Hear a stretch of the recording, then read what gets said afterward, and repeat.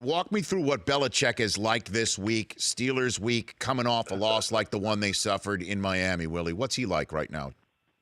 Well, basically, he wants to put the whole Miami debacle behind him. He wants these guys to focus, kind of hit the reset button, and try to get them to understand the magnitude of this game.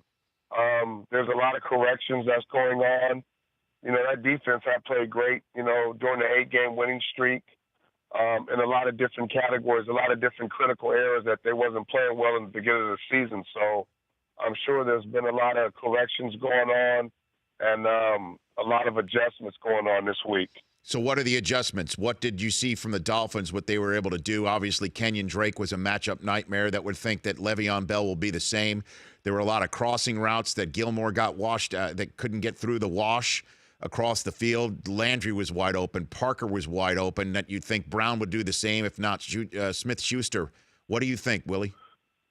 Well, Brown has done that every time they've met. I mean, he's been a nightmare, averaging about 100 yards of receiving yards every time they played. So, of course, they got to figure out how to slow him down. I don't think you stop Antonio Brown. I think you got to figure out how to slow him down.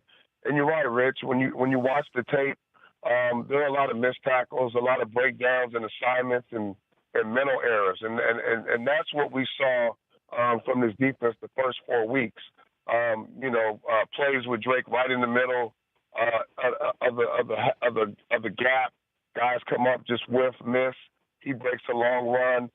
There was some one-on-one coverage with Drake out of the backfield that the linebackers, for whatever reason, let Drake get behind him. He catches the ball for big plays.